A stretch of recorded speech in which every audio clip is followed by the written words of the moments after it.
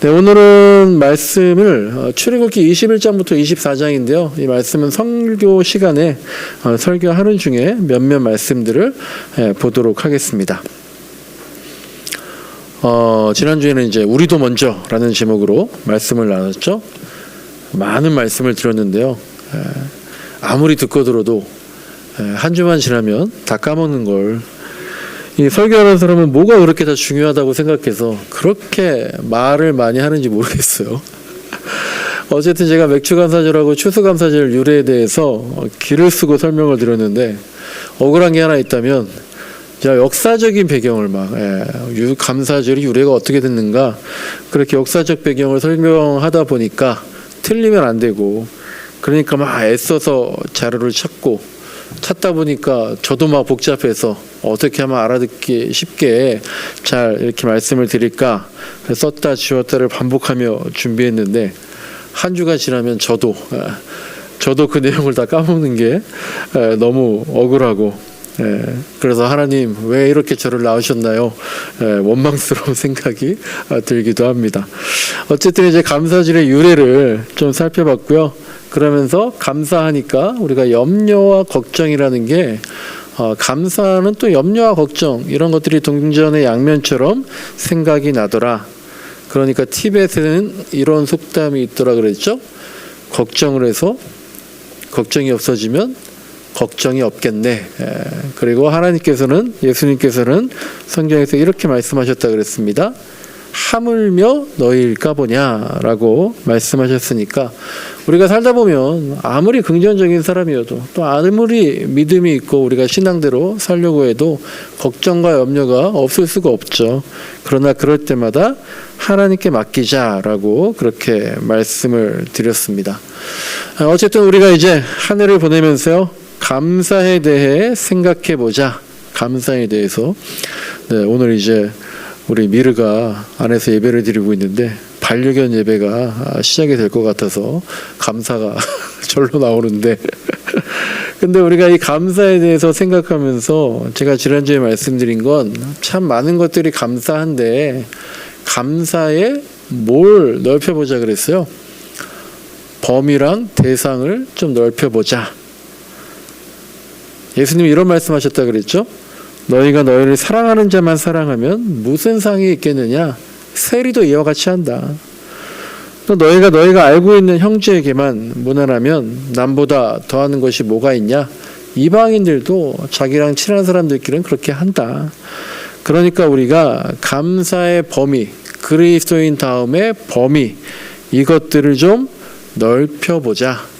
그러면서 2023년의 기도 제목에는 하나님의 나라와 하나님의 뜻이 이루어지기를, 그리고 우리가 주기도문에서 정말 기도했던 것처럼 하늘에서와 같이 땅에서도 하나님의 뜻이 이루어지는 그것들을 우리가 2023년 기도 제목에 넣어서, 정말 그런 것들이 다 이루어지면 나머진 너희에게 더해주겠다라고 하신 그 예수님 말씀을 한번 체험해보자 라는 그런 내용들을 지난주에 말씀을 드렸습니다. 오늘은 설교 제목이 새해 다짐입니다. 새해 다짐. 아직 날씨가 많이 춥지 않지만 오늘부터 좀 추워지네요. 이제 그래도 이제 11월이 다 지나고 이제 12월이 시작되는 주간입니다. 그러면서 이제 우리가 2023년 슬슬 준비할 때죠.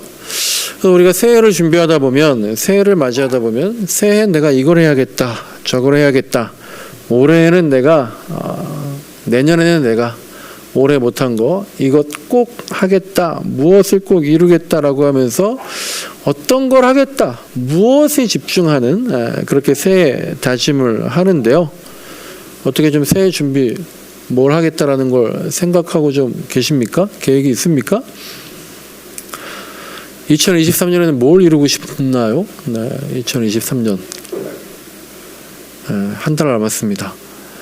근데 그러고 보니까 우리가 지난 8월 달에 타임캡슐에다가 1년 뒤인 2023년에는 나한테 이런 얘기를 써놓은 것들을 타임캡슐에 보관했잖아요. 그러니까 내년 8월 말에 타임캐시를 개봉할 때 그 글들을 내가 어떻게 맞이할 수 있을지 궁금해지더라고요. 근데 사실 또 뭘 썼는지 기억이 안 나더라고요. 네, 그래서 2023년 8월에 타임캐시 개봉할 때 내가 이런 말을 했었구나, 이런 것들이 좀 어떤 거였었나 기대가 됩니다.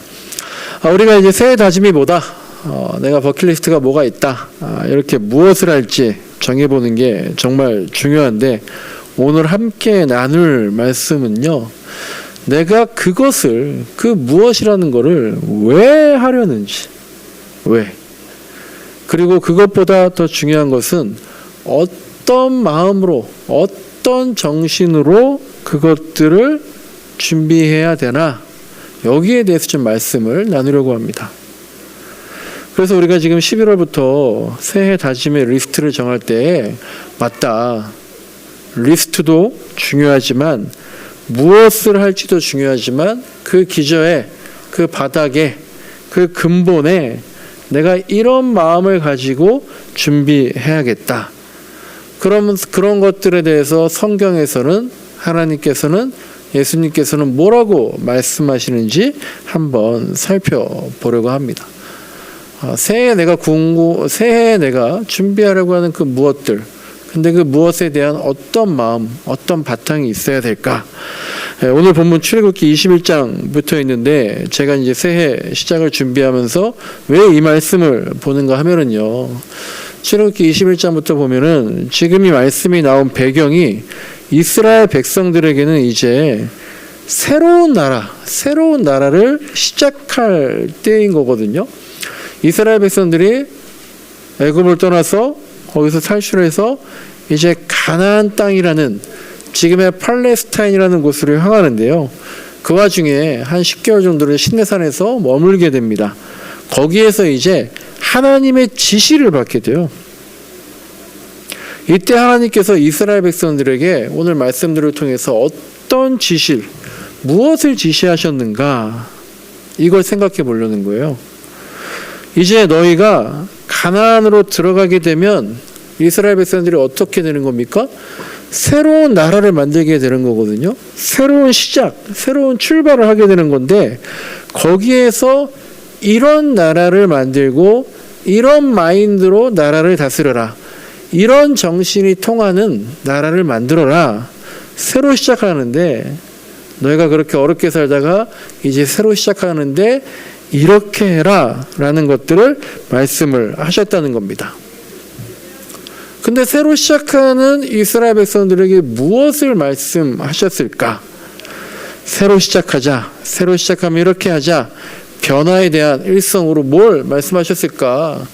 제가 이제 갑자기 떠오르는 게, 자, 모든 걸 변화합시다, 새롭게 시작합시다 라고 했을 때 생각나는 게, 옛날에 이제 고 이건희 삼성그룹 회장이 그런 말을 했잖아요.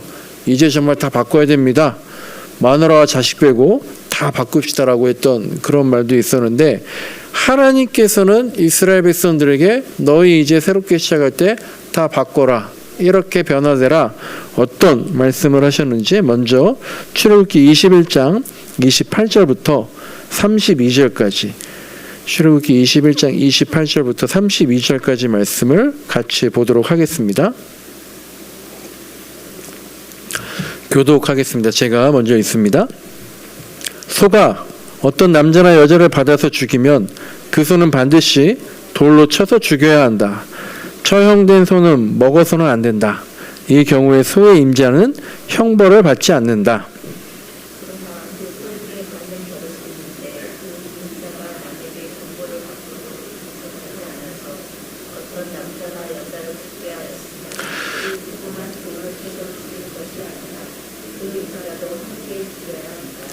그러나 피해자 가족이 원하면 소 임자를 처형하는 대신에 그에게 배상금을 물릴 수 있다. 그때 그 배상금 액수는 재판관이 정한다.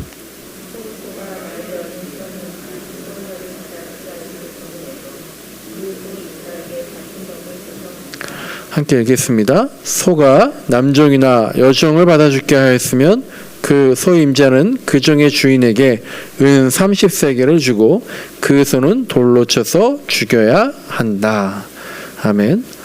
여기 이제 은 30세겔이 이제 예수님이 돌아가실 때 팔렸던 값인데 여기 나오고 죽이라 그랬다가 또 죽이지 않을 경우에는 이런 식으로 또 배상할 게 있다. 왜 그랬을까라는 걸 이따가 또 한번 나눠보면 좋겠고요. 자, 근데 이제 계속 말씀드렸잖아요. 가나안 땅에 이스라엘 백성이 들어가서 새로운 나라를 만들 때에 하나님께서 이렇게 하라라고 십계명부터 시작해서 말씀을 하고 계시는 거예요. 20장에서 십계명이 나오고 21장에서 이런 얘기가 나오거든요. 근데 어떤 이야기가 나온 겁니까? 너희가 가나안 땅에 들어갔으니 이렇게 해라 라고 하는데 갑자기 소 이야기가 나와요. 계속 말씀드리지만 이스라엘 백성들이 지금 가나안 땅 팔레스타인으로 들어가면 이제 그들이 마음만 먹으면, 그러니까 마음을 잘 먹으면 새로운 나라를, 새로운 세상을 세울 수가 있어요. 지금까지와는 다르게 사람답게 살 수 있는 그런 나라를 만들 기회가 생긴 거죠. 그 기회를 돕기 위해서 하나님께서 지침을 내려주시는데, 지금 21장의 말씀을 본 것처럼 하나님의 조언은, 자, 너희가 가나안 땅에 들어가서 새롭게 시작하면, 새로운 나라를 만들면 세금은 얼마나 걷어야 되고, 전쟁은 어떻게 치러야 되고, 복지는 어디 정도까지 책임져 주고, 단기 비전은 구체적으로 이런 것들을 세우고, 장기적으로는 이런 것들을 비전을 세워봐라. 이런 게 아니라 전혀 생뚱맞게 소 이야기를 하고 계신 거예요. 근데 이 말씀을 자세히 보면 의외로 여기서 하나님의 정신, 세상이 어떻게 돌아가야 되는지, 하나님 나라라면, 새하늘과 새 땅이라면 어떤 방식으로 굴러가야 되고, 하나님 나라 백성이라면 어떻게 살아야 하는지, 그런 것들이 나와 있더라고요. 그래서 이 말씀들이 우리 새해 다짐에 내가 2023년에 어떤 계획을 세울까라는 것들에 어떤 도움을 줄 수 있을까라는 기대하는 마음으로 한번 살펴봤으면 좋겠습니다. 28절 보시면요, 소가 남자를 받아 죽이면 어떻게, 남자나 여자나 사람을 받아 죽이면 어떻게 하라고 나와 있습니까? 그 소는 반드시 죽이라고 했죠. 당연하죠. 짐승이 사람을 죽였으니까 사람이 사람을 죽여도 당시에 죽이라고 그렇게 하나님께서 말씀했으니까 이 짐승을 죽이라고 한 겁니다. 그런데 28절에 계속해서 나오는 말이 뭡니까? 그 소는, 즉 죽인 그 소는 고기로 먹지 말아라. 그러니까 이건 벌이라는 거예요. 왜 그랬을까요? 그 소는 사람을 죽이고 피가 묻은 거거든요. 피 흘린 소거든요. 그러니까 부정한 동물이기 때문에 먹지 말고 버리라는 거예요. 출애굽기 레위기 쭉 보시면요, 정결에 관한 여러 가지 법들이 나오는데요, 정결해라, 거룩하라 라고 하시면서 특히 피를 만진 사람은, 사람을 죽이거나 사람을 죽이면 당연히 죽임을 당하겠지만 동물을 죽인 사람들, 또 여자들은 생리를 하거나 출산을 했을 때에도 피를 본 사람들은 며칠 동안 격리시키는, 부정하기 때문에 그렇게 격리를 시켰다라고 나와 있는데, 그러니까 지금 이 사람을 죽인 소는 피를 받기 때문에 죽이고 버리라는 거죠. 그런데 지금도 우리가 한우 소고기 귀하지만 그 당시엔 더 했겠죠. 이 귀한 소고기를 하나님이 명령하셔서 통째로 버리라고 하니까요, 어떤 일이 생기겠어요? 경제적인 손실이 발생하면서 내 자산에, 내 재산에 손해가 발생하는 거죠. 아깝다라는 생각이 든다는 말입니다.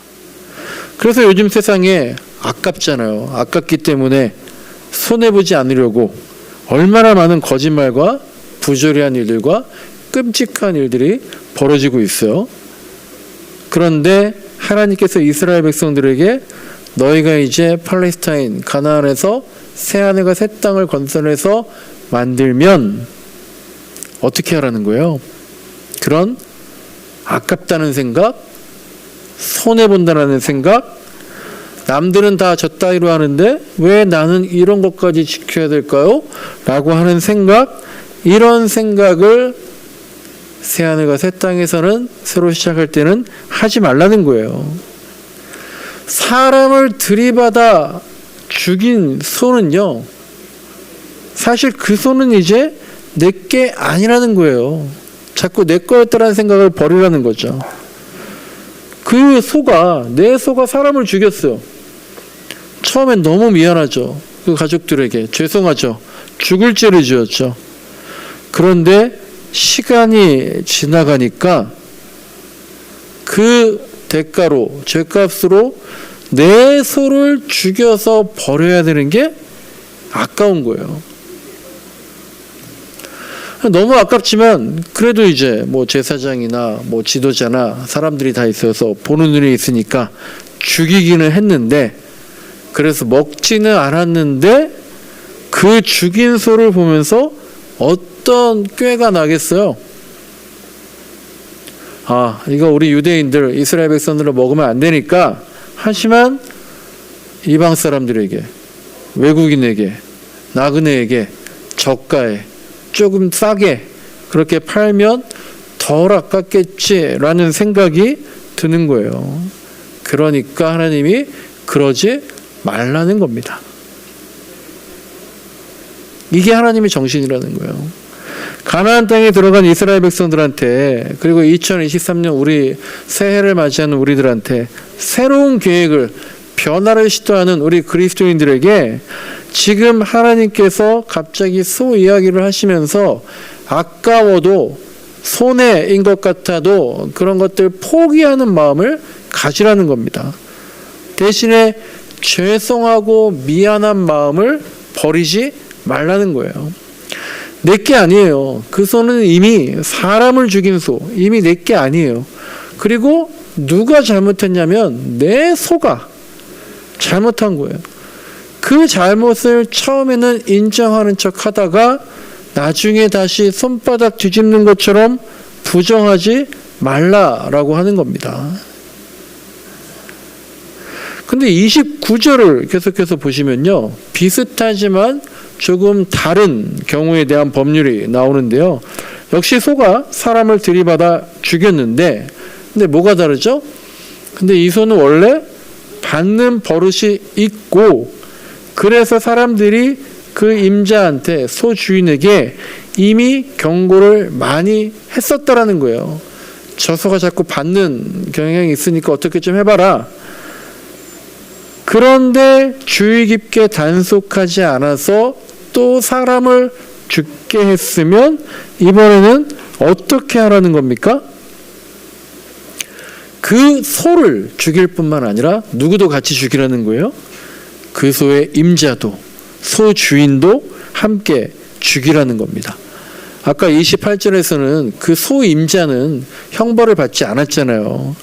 그런데 29절에서는 왜 그 소주인도 같이 죽이라고 하는 걸까요? 이번에는 왜 그 소주인까지 책임을 물게 하려는 걸까요?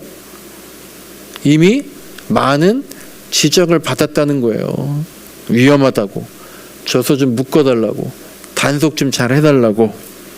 그런데 그 소 임자가 주변의 그런 부탁과 지적에도 불구하고, 왜? 여러분 같으면 어떻게 했어요?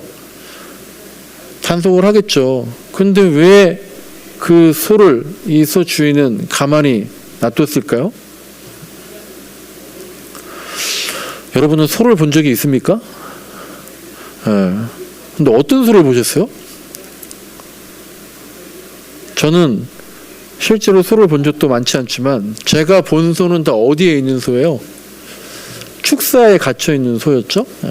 축사에 있는 소는 잘 키워서 소고기로 팔기 위해서, 뭐 혹은 이제 뭐 대관령 같은 데서 젖을 짜는 뭐 그런 소밖에 못 봤거든요. 그런데 오늘 본문에 나오는 소는 어떤 소였겠습니까? 농사를 지을 때 쓰는 소였겠죠. 만약에 이 소가 농사를 짓는 데 사용된 소라면 그 소를 단속한다는 것은 뭐겠어요? 그 소로 쟁기를 갈게 하지 말라고 하는 거겠죠. 그러면 그 주인은 어떻겠습니까? 또 손해를 보는 거예요. 제때 일을 못하거나 돈을 내고 다른 소를 빌려야 되기 때문인 거죠. 그러니까 어떤 마음이 들겠어요? 자꾸 타협을 하는 겁니다. 내가 좀 더 신경 쓰면 되겠지.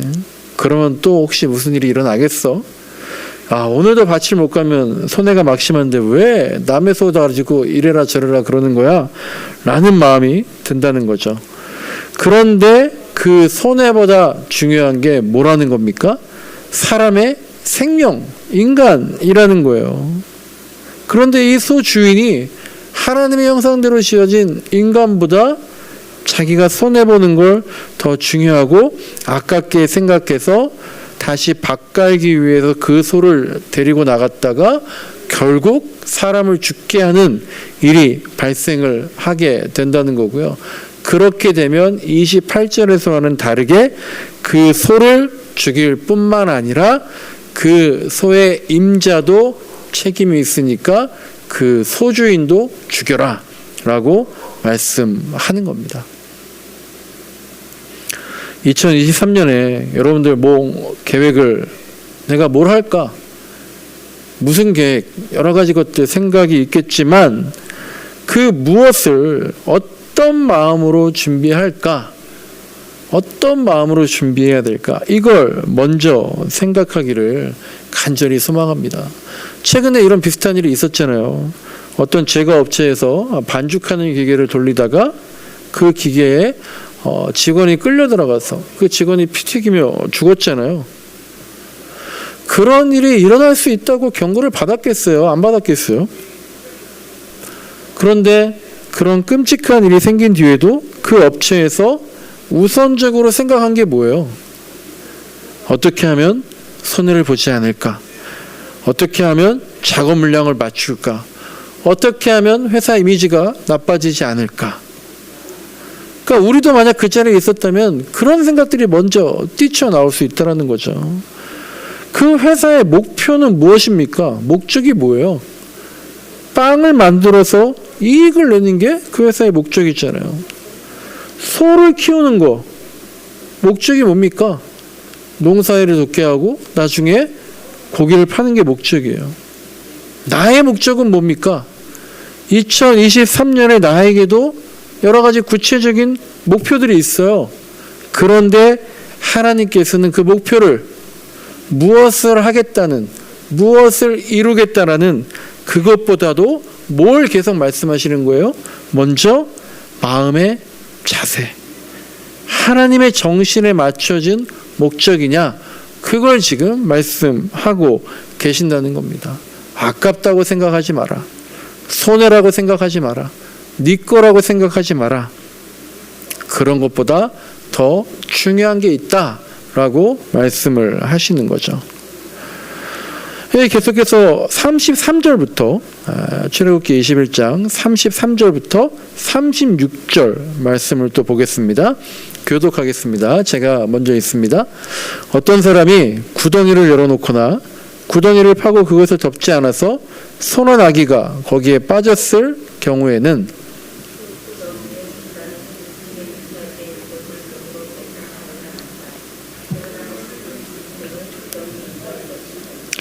어떤 사람의 소가 그 이웃의 소를 받아서 죽게 하였을 경우에는 살아있는 소는 팔아서 그 돈을 나누어 가지고 죽은 소는 고기를 나누어 가진다.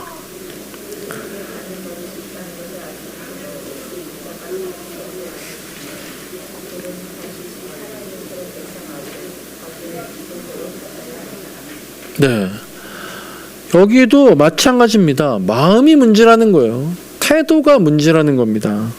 특별한 얘기가 아니잖아요. 이 구덩이가 어떤 용도로 쓰이는지 모르겠는데 구덩이를 그냥 놔둬서 소나 나귀가 빠져 죽으면 당연히 그 구덩이 임자가 솥값을 물어줘야겠죠. 그리고 그렇게 보상을 했으니까 그 소나 나귀는 구덩이 임자가 주인이 된다는 거예요. 너무 당연한, 너무 상식적인 얘기죠. 또 이번에는 소가 사람을 죽인 게 아니라 소끼리 싸워서 죽였을 때에도 만약에 우발적으로 갑자기 그랬을 경우에는 산소와 죽은 소를 그 두 주인이 반반씩 나누는 거예요. 두 명의 소 임자가 각각 절반의 책임이 있다는 거고요. 이것은 두 명의 소 임자 모두 고의적으로 한 게 아니라 특별히 잘못이 없다는 얘기죠. 하지만 마지막 절 보니까 뭐예요? 받는 버릇이 있다는 것을 알고 있었으면서도 이런 일이 발생했을 경우에는 책임 소지가 분명하기 때문에 피해자한테 산소를 갚아주고 가해자인 자신은 이제 죽었으니까 가치가 떨어진 죽은 소를 가져야 된다는 거죠. 너무나 당연하죠. 그런데 이 당연한 것들이 지켜지지 않는 세상에서 나만 당연함을 지켰을 때 어려울 때가 있다라는 거죠. 괜히 아깝게 생각되고 나만 손해보는 것 같고 나만 억울한 것 같은.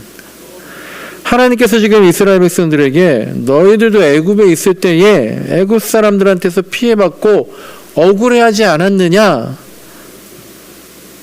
애굽에서 나가라고 해달라고 바로왕한테 부탁을 했더니 바로왕이 어떤 페널티를 이스라엘 백성들 너희들에게 줬었나요? 너희들이 살만한가 보구나. 나가서 예배드린다고? 안 되겠다. 너희 벽돌 생산 더 열심히 해야겠다. 벽돌 생산량을 똑같이 하되 어떻게 했어요? 벽돌 굽는 재료를 여태까지는 나라에서 줬지만 야 이제 너희가 벽돌 재료 굽는 것까지 너희들이 다 준비해서 직접 구해라. 그런 페널티를 줬잖아요. 그러니까 이스라엘 백성들이 억울하다고 모세한테 가서 왜 그따위 얘기해서 우리 이렇게 힘들게 만드냐? 하나님 왜 그러십니까? 그렇게 하나님한테 억울하다라고 하소연을 했잖아요.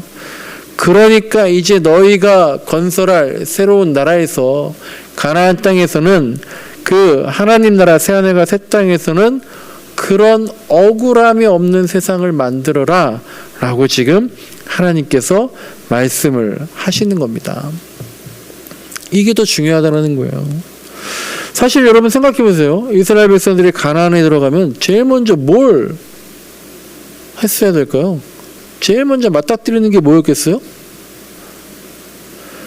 그들이 이집트에서 나와서 가나안 땅으로 들어가서 그쪽으로 들어가면 가장 먼저 전쟁을 치러야 했겠죠.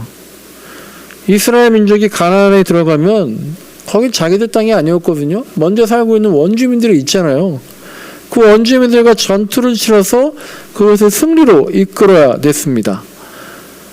그러니까 어떻게 보면 현실적으로 생각하면 이스라엘의 목적은, 출애굽의 목적은, 그래서 지금 광야를 지나면서 가는 그 이동의 목적은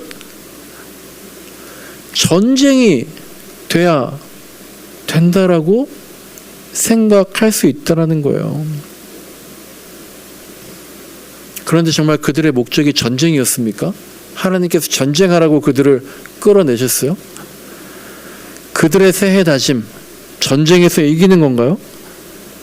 그게 아니야 라고 지금 하나님께서 말씀하고 계시는 거예요. 너희들이 출애굽하고 새로운 땅으로 이주하는 목적은 전쟁을 치르려는 게 아니라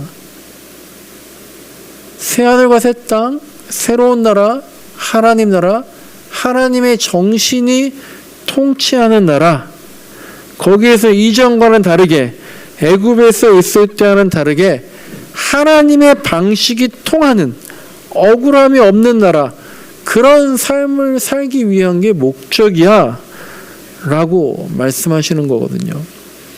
그래서 지금 우리가 읽은 출애굽기 21장에서 말씀부터는 그런 나라는 어떤 나라냐, 새하늘과 새 땅 하나님의 나라 계속 얘기하는데 어떠한 통치 방식, 어떠한 생활 방식이 통용되는 나라냐, 그것에 대해서 하나님께서 지금 말씀하고 계신 거예요. 그래서 시내산에서 지금 이스라엘 백성들한테 하나님께서 자 들어가면 전쟁해야 돼, 전략 전술을 말씀하시는 것이 아니라 앞으로의 삶에서 적용해야 될 하나님의 정신을 말씀해 주고 계신 거죠. 그러니까 지금 이스라엘 백성들한테 중요한 거는요, 이스라엘 백성들은 그렇게 생각하지 않겠지만 하나님께서는 지금 너희들한테 중요한 건 뭐냐 하면 어떻게 전투를 치러서 승리할 것이냐, 이게 아니라 어떠한 새 나라를 만들 수 있을 거냐, 이게 중요하다라고 하면서 계속 하나님께서 이스라엘 백성들에게 지금 이런 얘기를 하고 계신 겁니다. 그러면서 계속해서 정말 중요하게 강조했던 말씀이 이제 22장 21절부터 24절까지 말씀인데요. 22장 21절부터 24절까지 말씀을 같이 교독하겠습니다. 제가 먼저 읽겠습니다. 너희는 너희에게 몸붙여 사는 나그네를 합대하거나 억압해서는 안 된다. 너희도 이집트 땅에서 몸붙여 살던 나그네였다. 너희가 그들을 괴롭혀서 그들이 나에게 부르짖으면 나는 반드시 그들의 부르짖음을 들어주겠다.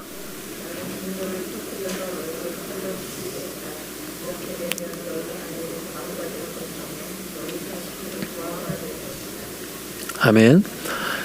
이게 정말 하나님께서 이스라엘 백성들에게 계속 강조했던 내용입니다. 너희도 애굽 땅에서 뭐였더라고요? 너희도 나그네였다고. 너희도 어려웠었고 너희도 억압받았었다. 억울했었다. 그러니까 새하늘과 새 땅에서는 절대로 이것을 잊지 말아라 라고 하시는 거예요. 이게 너희를 이끌어낸 목적이라는 거예요. 23장 1절부터 5절을 23장 1절부터 5절을 또 같이 교독하겠습니다. 이런 정신을 갖고 있어야 된다는 거예요. 1절입니다. 너희는 근거 없는 말을 해서는 안 된다. 거짓 증언을 하여 죄인의 편을 들어서는 안 된다.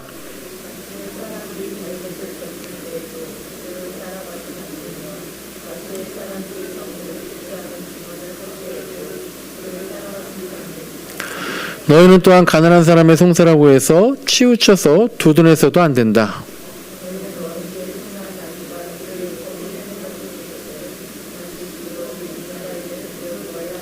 함께 읽겠습니다. 너희가 너희를 미워하는 사람의 나귀가 짐에 눌려서 쓰러진 것을 보거든 그것을 그대로 내버려 두지 말고 반드시 임자가 나귀를 일으켜 세우는 것을 도와줘야 된다라는 거죠. 너무나 좋은 말씀인데 너무나 하기 싫을 때가 있는 그런 말씀들입니다.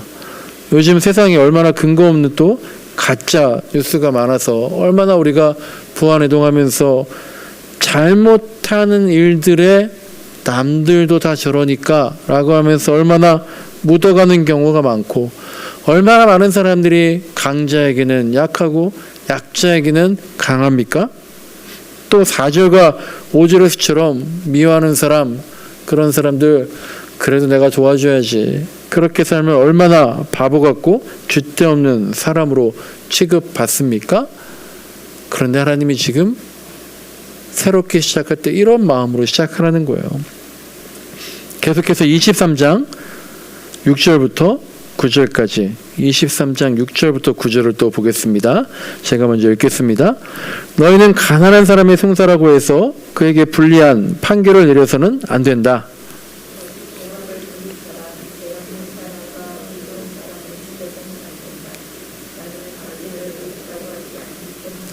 너희는 뇌물을 받아서는 안 된다. 뇌물은 사람의 눈을 멀게 하고 의로운 사람의 말을 왜곡시킨다. 너희는 하나님 너에게 몸붙여 사는 나그네를 억압해서는 안 된다.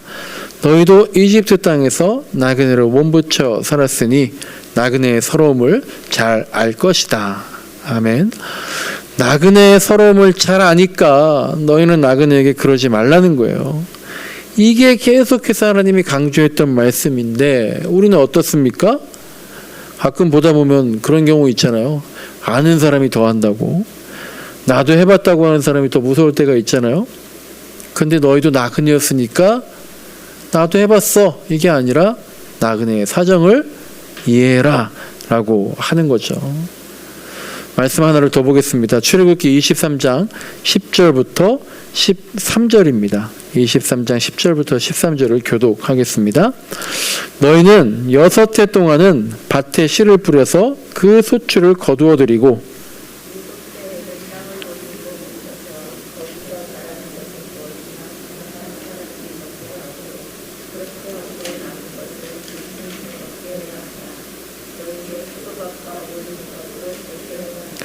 너희는 6해 동안 일을 하고 일의 날에는 쉬어야 한다. 그래야 너희의 소와 나귀도 쉴 수 있을 것이며 너희 여종의 아들과 몸붙여 사는 나그네도 숨을 돌릴 수 있을 것이다. 너희는 내가 너희에게 말한 모든 것을 지켜야 한다. 그리고 너희는 다른 신들의 이름을 기억해서는 안 되며 입 밖에 내서도 안 된다. 아멘. 새 아내가 새 땅에 가면은요 6일만이라고 7일째 쉬라는 겁니다. 그리고 한 걸음 더 나가서 6년간만 농사하고 7년째는 안식년으로 안식하라는 거예요. 그리고 너희 사람만 쉬는 게 아니라 모두 쉬라는 거예요. 밭도 논도 쉬게 하고 땅도 쉬게 하고 동물도 쉬게 하고 나그네와 종들 약자들도 다 쉬게 하라는 거죠. 좋은 얘기죠. 그런데 왜 현실적으로 쉬지 못할까요? 네. 먹고 살기 힘드니까 못 쉬는 거죠. 7째 해에 다 쉬게 되면 7년째에 농가 밭을 가꾸지 않으면 그 다음에는 뭘 먹고 삽니까? 아무나 쉴 수 있는 게 아니잖아요. 저도 쉬고 싶어요. 근데 아무나 쉴 수 있는 게 아니잖아요. 그런데 지금 성경에서 하나님 뭐라고 말씀하시는 거예요? 걱정하지 마라. 그 다음에 그러니까 8년째죠. 7년째 쉬니까 8년째에 먹을 것까지 하나님이 책임져 주신다는 믿음을 가지라는 거예요. 그리고 40년 광야에서 만나와 메추라기를 계속 주셔서 성경에 보면 그런 말씀이 있죠. 그 먹을 것이 모자란 것도 없고 남는 사람도 없었다. 그렇게 공평한 배분이 이루어지는 그런 정신이 통용되는 그런 하나님 나라를 너희가 만들어라. 이렇게 말씀하고 계시는 거예요. 마지막으로 출애굽기 20장 4절을 보고 설교를 마치려고 하는데요. 20장 4절 말씀을 같이 읽어보겠습니다. 십계명에 있는 내용이죠. 같이 읽겠습니다. 시작. 너희는 너희가 섬기려고 위로 하늘에 있는 것이나 아래로 땅에 있는 것이나 땅 아래 물속에 어떤 것이든지 그 모양을 본떠서 우상을 만들지 못한다. 십계명 두 번째 계명인데요. 우상을 만들지 말라는 겁니다. 형상을 만들지 말라는 거예요. 나 외에 다른 신을 섬기지 말라 이게 아니라요. 형상을 만들지 말라는 거예요. 제가 이제 바이블 토크하면서 왜 형상을 만들지 말라고 하셨을까 좀 궁금했었는데 어떤 영상을 보다가 김기성 목사님이란 분이 십계명을 설명하는데 여기에 대해서 이런 말씀하시더라고요. 우상을 만들기 위해서 어떻게 합니까? 돌을 계속 쫀다라는 거죠. 망치와 정을 가지고 계속 돌을 치는 소리, 그 망치 소리. 그걸 지금 애굽에서 이스라엘 백성들이 400년을 들은 거예요. 계속 망치 소리를 듣고 살았어요. 그들한테 망치 소리는 어떻게 했습니까? 그 뜨거운 사막에서 매일 돌을 옮기고 돌을 자르고 망치로 형상을 만들고 지긋지긋했겠죠.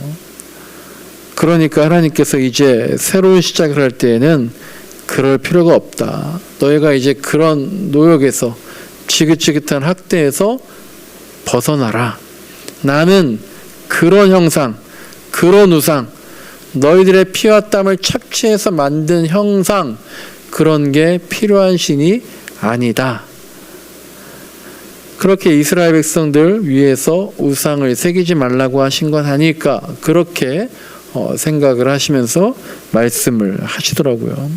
하나님은 그런 분이다라는 거죠.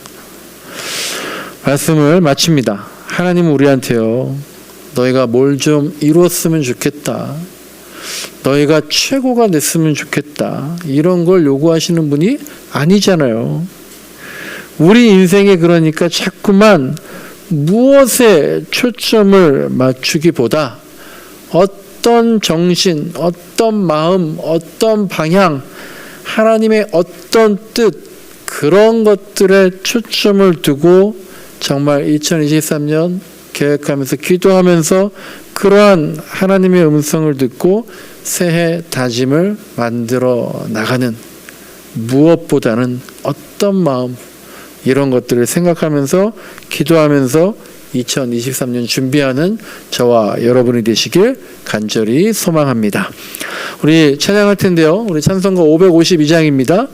우리 새해마다 부르는 찬양인데요. 우리 지금부터 한 달 남았지만 지금부터 준비하는 마음으로 하나님의 마음, 하나님 마음 정신 붙잡겠습니다. 다짐하는 마음으로 같이 찬양하겠습니다.